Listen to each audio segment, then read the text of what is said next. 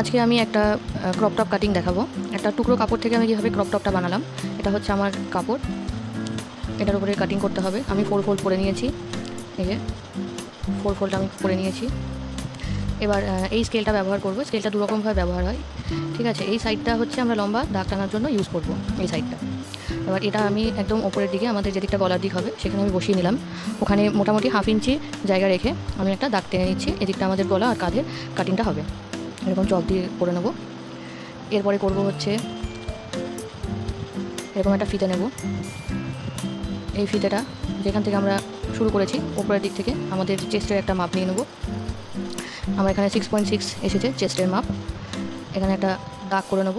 তারপরে নিচের দিকে যেটা হবে সেটা আমাদের কোমরের মাপ হবে। তারপরে এইখানে হবে আমাদের হচ্ছে গলার মাপ, এটা আমি 3.5 ইঞ্চি রেখেছি। আর তারপরে আরও 2 ইঞ্চি যেটা হবে সেটা আমাদের কাঁধের মেজারমেন্ট হবে। 2 ইঞ্চি কাঁধের চওড়া থাকবে। এই যে এই মেজারমেন্টটা যেটা রয়েছে, এইখানে আমাদের চেস্টের মেজারমেন্ট হবে, চেস্ট উইথ কতটা আসছে সেটা হবে।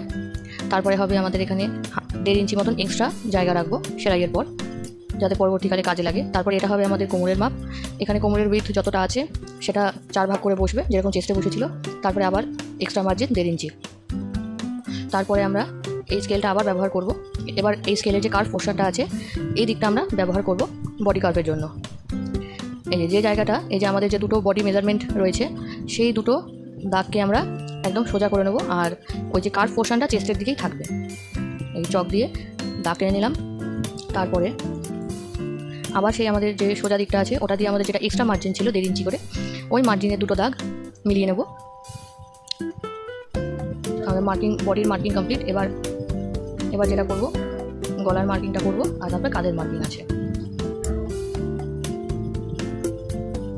আগেই বলেছি গলা আমাদের আছে টোটাল হচ্ছে 5.5, গলার 3.5, আর ওদিকে 2, 5.5 হচ্ছে। 5.5 হলে আমরা এই চেস্টের যে মার্কিং আছে তার উপরে আরও 1/2 ইঞ্চি এক্সট্রা দেবো, মানে 6 দেবো। এটা আমি আমার মেজারমেন্ট অনুযায়ী বলছি। এবার আলাদা আলাদা বডির আলাদা আলাদা মেজারমেন্ট হবে। এবার আমাদের কাঁধের যে মেজারমেন্ট আর এই যে মেজারমেন্টটা করলাম একটু তেরছা হয়েছে, আপনারা দেখতে পাচ্ছেন। এবার তেরছা করে মার্জিনটা করে নেবো, দাগটা টেনে নেবো। তারপরে এই স্কেলটার ব্যবহার হবে। এই স্কেলটা যে কোনো কার্ভ পোর্শনের জন্য ইউজ করা হয়। আমরা এখন এই কার্ভের দিকটা আমরা ব্যবহার করব। এটা ব্যবহার করব আর্মহোলের শেপ ড্র করার জন্য। এই যে এখান থেকে এখান পর্যন্ত এই যে মার্কিংটাকে পুরো আমরা একটা কার্ভ শেপ দেবো। এটা আমাদের আর্মহোলের মাপ হবে। আমি শেপ ড্র করে নিচ্ছি। এই যে আমাদের শেপ ড্র হয়ে গেল। এবার করব গলা। এবার যতটা উইথ যতটা সে গলা বড় করতে চাই, এবার আমি 7 ইঞ্চি পর্যন্ত রাখতে চাই, তো আমি 7 ইঞ্চিতে মার্কিং করলাম। এটা আমার ফ্রন্ট নেক হচ্ছে। এখানে আমার যেহেতু 3.5 ইঞ্চি নিয়েছি, আমি নিচের দিকে যেখানে মার্কিং করলাম সেখানে আমি 1/2 ইঞ্চি বেশি নেব। এখানে আমি 4 নেব। 4 ইঞ্চিতে মার্কিং করলাম। এবার এই দাগটা দুটো মিলিয়ে নেব আবারও সেই স্কেলের মাধ্যমে। এই মার্কিংটা ড্র করে নিলাম। এটা আমাদের ফ্রন্ট নেক হয়ে গেল। এবার এই স্কেলটা আবারও কাজে লাগবে। এবার স্কেলের এই নিচের দিকটা কাজে লাগবে আমাদের।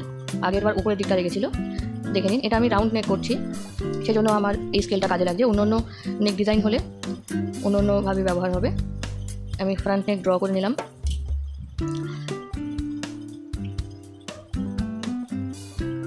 এবার এই সাইডেই আমরা ব্যাক নেকও ড্র করে নেব একইভাবে।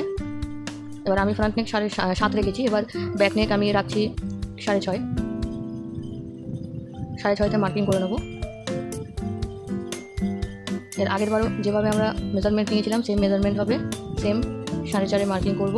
করে আবার এই স্কেলটা বসিয়ে আমাদের ব্যাক নেকে ড্র হয়ে যাবে। ব্যাক নেক ড্র করে নিলাম। এটা ফ্রন্ট নেক হলো, এটা ব্যাক নেক আসলো।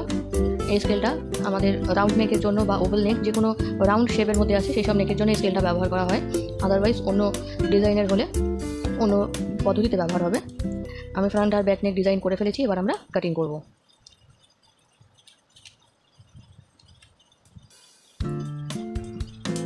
সবার আগে এই নিচের পোর্শনটা আগে কাট করব। এটা আমাদের কোমরের সাইড, যেহেতু এটা আমি ক্রপ টপ করছি এই জন্য আমার ওই লেন্থটাই থাকবে। এর সাথে যদি কিছু অ্যাড হয় সেটা আমি পরের পার্টে দেখাবো। তারপরে আমাদের যেটা সাইডের যে এক্সট্রা মার্কিং ছিল সেই এক্সট্রা মার্কিংটা ছেড়ে তার পাশ থেকে আমরা কাট করে নেব। এখন গলার দিকে কিছু ধরবো না, গলার কাতটা বাদ দিয়ে আমাদের যে আর্মহোলের শেপটা আমি ড্র করেছিলাম কাঁধের পাশে, ওইখানে আমি 1/2 ইঞ্চি মতন এক্সট্রা রাখবো, মানে যেখানে মার্কিংটা করেছি তার থেকে মোটামুটি 1/2 ইঞ্চি মতন কাপড় রেখে আমি কাটিংটা করে নেবো। আর আমাদের কাটিং যতই নিচের দিকে যাবে আমাদের দাগের সাথে মিলিয়ে দেবো। আমাদের কাটিং কমপ্লিট হয়ে গেল। এখানে ফ্রন্ট আর ব্যাক দুটোই রয়েছে। এবার এটা হচ্ছে আমার ফ্রন্ট নেক আর এটা হচ্ছে আমার ব্যাক নেক।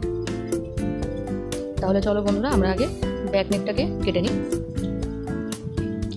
আগে আমরা এই সাইডের যে মার্কিংটা রয়েছে আমাদের সেলাইয়ের মার্জিন থাকে, সেটা আমি এই জিনিসটার মাধ্যমে, মার্কিং হুইল বলে এটাকে, এই যে মাথার এই পোর্শনটা এটা দিয়ে হুইলের মাধ্যমেই আর কি একদিক থেকে আরেকদিকে দাগ দেওয়া হয়।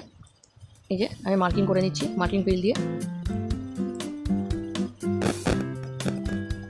এভাবে খুব সাবধানে আঙুলটা চেপে চেপে কাজ করতে হবে, যাতে যেখানে হুইলটা চলছে সেখানে যেন আঙুল না পড়ে যায়। এবার আমি পার্ট আলাদা করে নিচ্ছি। এবার দেখতে হবে আমাদের পরের পার্টে কিন্তু দাগ পড়ে গেছে। এবার সেই দাগ অনুযায়ী আবার ড্র করে নেব, তাহলে আমাদের দুদিকেই সেলাইয়ের সময় অসুবিধা হবে না, দুটো সাইডে মার্কিং হয়ে গেল। এবার পালা আমাদের নেক ড্র করা হয়ে গেছে, এই নেকটা আমাদের কাটার এখন পালা। আমি এখন ব্যাক নেকের মার্কিংটা তুলছি অপোজিট সাইডে। মার্কিংটা তুলে নিলাম। এবার এটাকে চেঞ্জ করব। এবার এই মার্কিংয়ের ওপর থেকে একটু চক দিয়ে হালকা হালকা দাগ করে নিচ্ছি, যাতে আমার কাটতে অসুবিধা না হয়। আমি দুটো আলাদা করে নিচ্ছি। এবার আস্তে আস্তে ব্যাক নেকের কাটিংটা করে নেব। আমাদের যে মার্কিংটা থাকবে সেই মার্কিং ছেড়ে কাটিংটা করতে হবে। এটা আমাদের ব্যাক নেকের কাটিং হয়ে গেল। এটা আমার ব্যাক পার্ট পুরোপুরি কমপ্লিট। এবার ফ্রন্ট পার্টটাকে একটু অ্যাডজাস্ট করে নিতে হবে।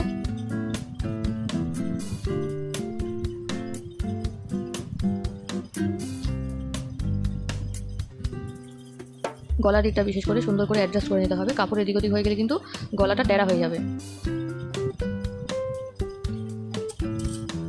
ফ্রন্ট নেক কাটিং হচ্ছে।